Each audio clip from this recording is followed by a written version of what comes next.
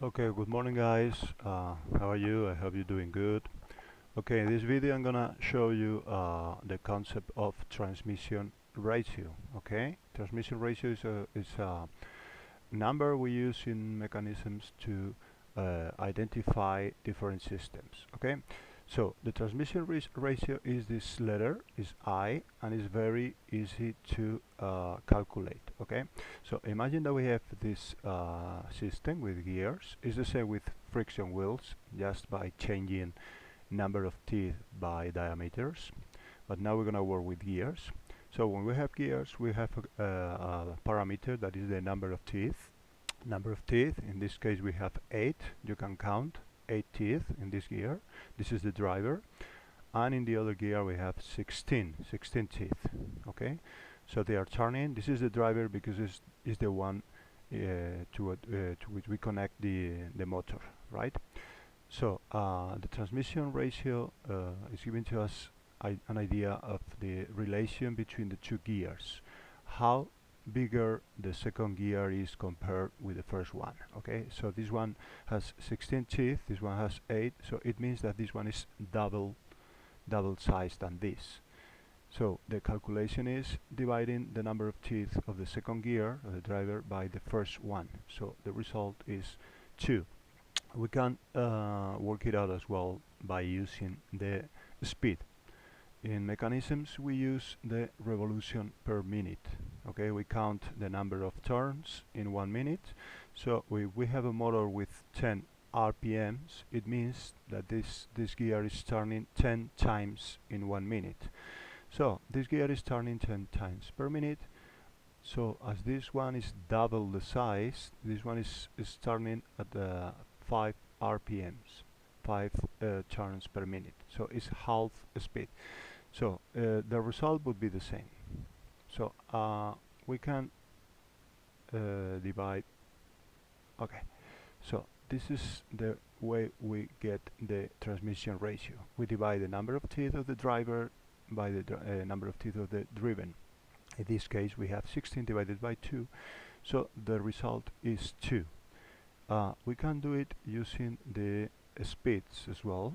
So if we divide the RPMs of the first wheel or the first gear by the second one, we get exactly the same result. But what I want you to understand is this number is just giving information about the difference in size or speed between two gears. Okay, so for example, if we have this system, this is very easy to understand. It's a neutral system because both gears have exactly the same size. So we divide 8 by 8, the result is 1, or the speed is the same. By the way, this system is a reduction system because we are reducing the speed. We start with 10 RPMs and we finish with 5 RPM. I'm going to show you now a different system, this one. This is a multiplying system because we have 10 RPMs in the driver and the driven have this one, the driven has 20 RPM. So this means that we are increasing the speed.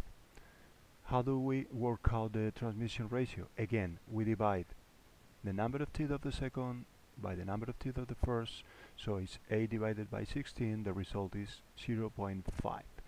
It means that the first speed is half than the second speed, or the second side is half than the second side. In this case, for example,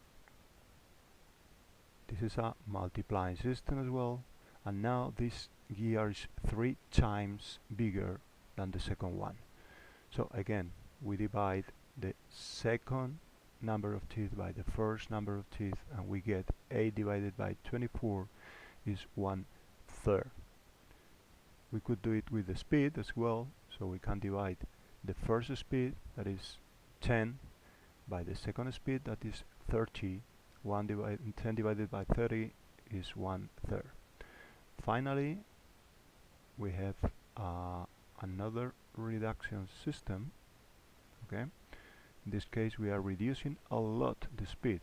Okay, we have 10 RPM and we have 3.33.